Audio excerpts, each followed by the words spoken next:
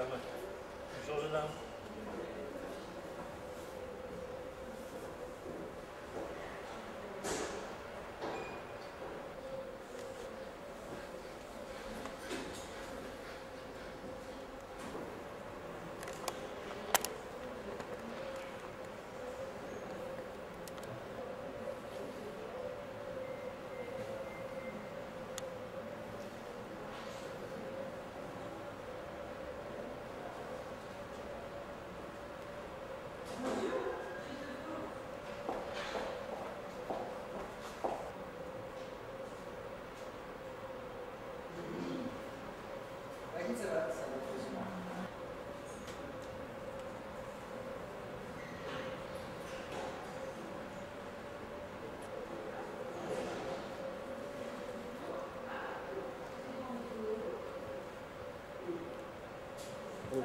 Donc je suis ce qu'on appelle dans le métier secrétaire de rédaction.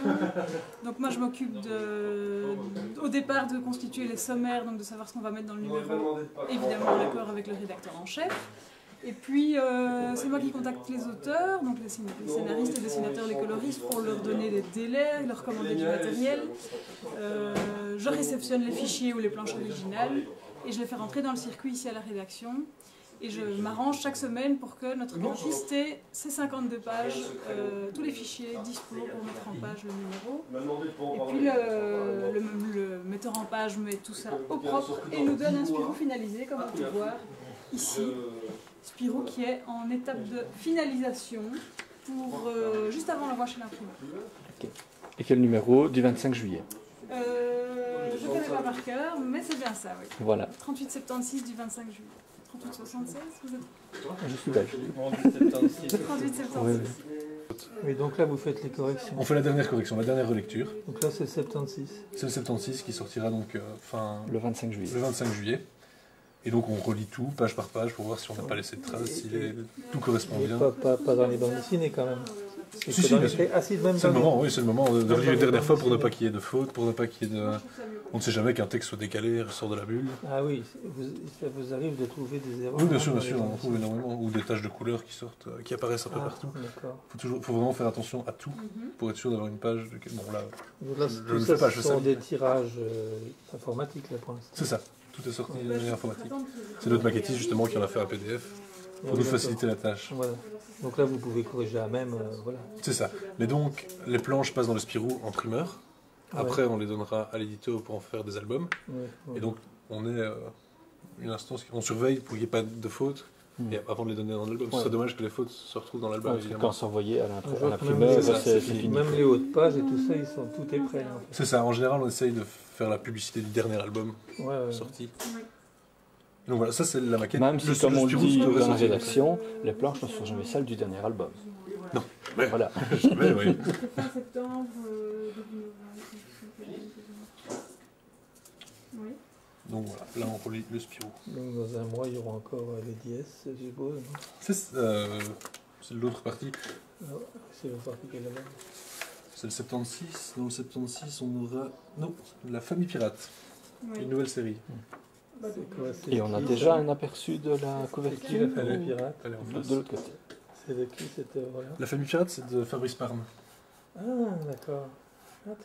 Enfin, par le Spirou, il l'avait déjà fait. C'est une nouvelle aventure. C'est avec un scénario de Trondheim aussi? Non, j'ai vu chez Dargo. Et on va faire du replacement. Parce que Fabrice Parme est un auteur Spirou qui travaille souvent pour nous.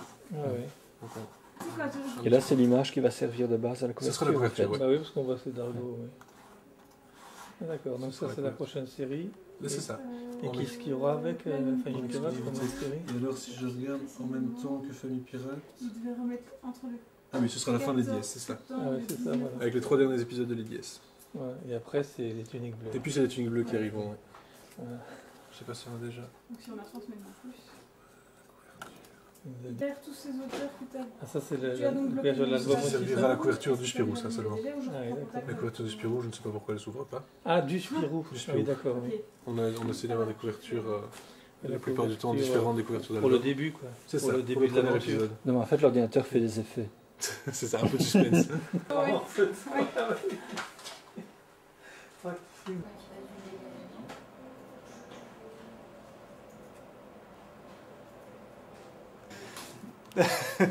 Voilà. Mais, Donc je ne mettrai pas votre visage. ok, parfait. Ben, c'est François. Marc. Hein. C'est Marc. C'est Marc. Marc, oui. C'est C'est François là-bas. Mais je fais ça à côté de mon travail ici au multimédia.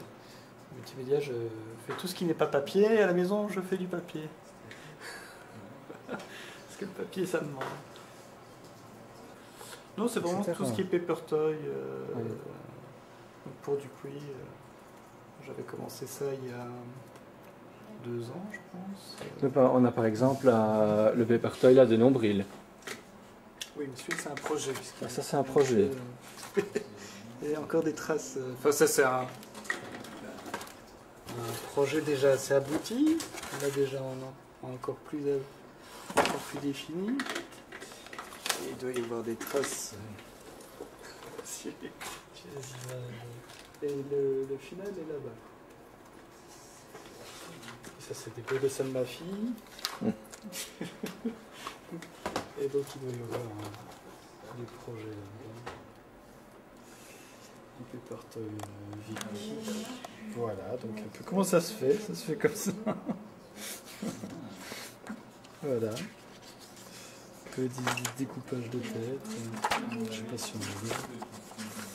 Après, ça n'a rien à voir. Un futur projet, paper toy Gretchen. En cours. D'abord, c'est de simplifier le truc, la forme au maximum. Oui, ça c'est moi tout nu dans mon bain. Voilà. Attendez, excusez-moi. Mais ça, c'est pas accessible. Il y a un mot de passe. Donc je répertorie tous mes travaux, comme ça en fait tous les départements peuvent les suivre.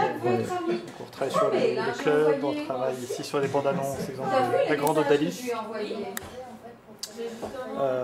Alter Ego, Esteban, Mélusine. Je travaille sur le jeu Mélusine. Autre chose, rien à voir, les icônes de Spiro.com. Dernièrement, les recherches sur le bandes annonces. Argo Winch, on ne le présente plus. Et voilà, là, donc tous mes travaux se listent comme ça chaque département peut les suivre, ils sont en ligne, tout en étant protégés par mot de passe, c'est un peu sécurisé. Et voilà, ça s'estompe au fur et à mesure du temps. Okay. Et on voit ici la poule et l'œuf en voilà. Top secret. C'est le top secret. On ne sait pas vraiment ce que c'est. Hein. De la poule. Hop, hop, hop, hop, hop, hop, hop. Bon. Le cheval avec la chatte qui va tirer. Hein. Puis il a les ombres et tout ça en fonction de l'heure et tout ça. Éventuellement, si vous pouvez faire bouger les ombres, comme ça fait une animation dans le film. Même en parlant, ça fait sens. Ça. Et là, ici, je peux tourner autour de mon modèle.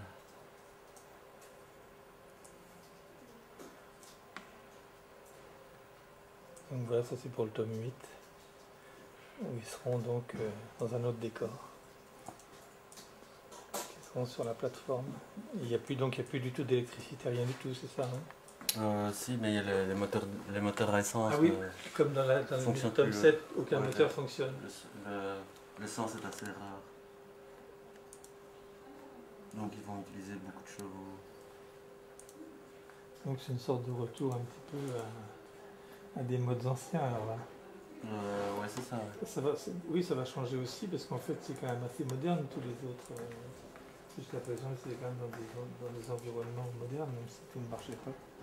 Oui, ici on est dans une ville un peu plus ancienne, mais je ne veux pas en dire trop. Non, bah non.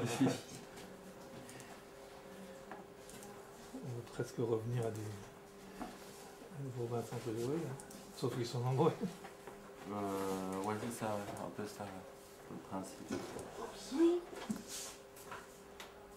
C'est un peu comme les Robinson suisses qui s'adaptent. Oui, c'est ça, voilà, qui s'adaptent à ce qui se trouve. Ouais. Les personnalités vont continuer comme ça à se préciser, parce que finalement, au fil des albums, on s'aperçoit qu'on rentre mieux dans la personnalité des héros principaux, même si quand même assez nombreux. Oui, mais on se concentre toujours sur le même personnage. Oui, c'est ça, il y a quand même quelques héros qui c'est le décor. Ouais. qui reste avec une personnalité plus développée que d'autres, on va dire. Ouais, c'est ça. Il y a 5 ou 6 dans le nouveau pétron. Ouais.